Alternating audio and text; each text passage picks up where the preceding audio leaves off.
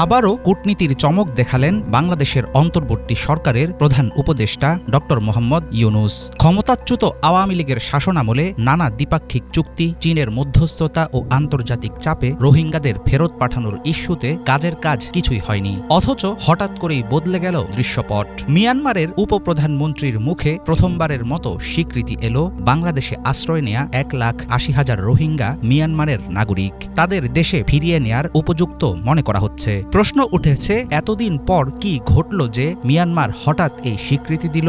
সাবেক সরকার যেখানে বারংবার ব্যর্থ, সেখানে ড ইউনূস কিভাবে ঘটালেন এমন অগ্রগতি? থাইল্যান্ডে গত 4 মার্চ শুক্রবার বিমস্টেক শীর্ষ সম্মেলনের অবসরে প্রধান উপদেষ্টার রোহিঙ্গা বিষয়ক হাই রিপ্রেজেন্টেটিভ খলিলুর রহমানের সঙ্গে বৈঠকে বসেন মিয়ানমারের উপপ্রধানমন্ত্রী ও পররাষ্ট্রমন্ত্রী উ থান সিও। সেই মিটিংয়ে জান্তা সরকারের প্রতিনিধি রোহিঙ্গাদের একটি অংশের যাচাই শেষ হওয়ার তথ্য দিয়েছেন। 2018 থেকে 2020 সালের মধ্যে মিয়ানমারকে 8 লাখ রোহিঙ্গার একটি তালিকা দিয়েছিল বাংলাদেশ।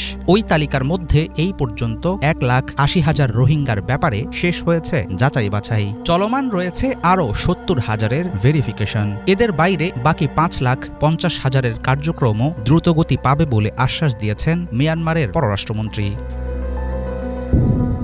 দুই দেশের আলোচনার জেরে রোহিঙ্গাদের দেশে ফেরার পথ খুলছে এমন খবর ছড়াতেই আন্তর্জাতিক মহলে শুরু হয় নানামুখী গুঞ্জন। বিশ্লেষকরা বলছেন, জান্তা সরকারের রোহিঙ্গা স্বীকৃতির পেছনে কূটনৈতিক কৌশল, চাপ কিংবা চুক্তির চেয়ে মূল চালিকা শক্তি হিসেবে কাজ করেছে ড ইউনূসের ব্যক্তিগত গ্রহণযোগ্যতা ও তার প্রভাবশালী যোগাযোগ।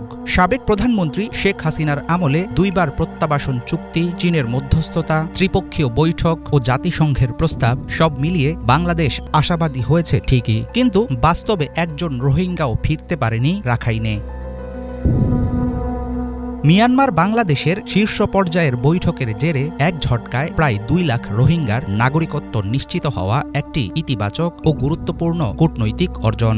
অবশ্য এখনই কোনো উপসংহারে পৌঁছানো উচিত হবে না বলে মন্তব্য করেন সাবেক রাষ্ট্রদূত মুন্সি ফয়েজ আহমদ। বিবিসি বাংলায় প্রকাশিত মন্তব্যে তিনি জানান, রোহিঙ্গাদের মূল আবাসভূমি রাখাইন এখন কার্যত আরাকান আর্মির নিয়ন্ত্রণে। সেখানে জান্তা সরকারের বাস্তব নিয়ন্ত্রণ নেই। ফলে স্বীকৃতি পাওয়া রোহিঙ্গাদের ফিরিয়ে নেয়ার প্রক্রিয়াটা সহজ হবে না। চীনে দায়িত্ব পালন করা এই কূটনীতিক মনে করেন, 1,80,000 রোহিঙ্গার আনুষ্ঠানিক স্বীকৃতি ভবিষ্যতে কাজ করবে প্রামাণ্য দলিল হিসাবে।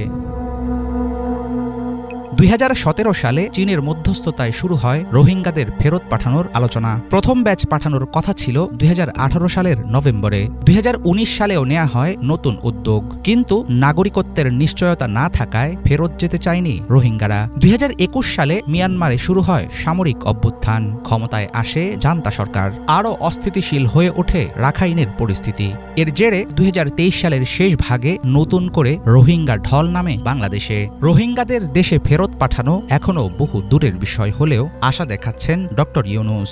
স্বীকৃতি পাওয়া 1,80,000 রোহিঙ্গা আদৌ ঘরে ফিরতে পারে কিনা সেদিকে থাকবে আন্তর্জাতিক মহলের দৃষ্টি। হাফিজুল ইসলাম, বাংলা ভিশন।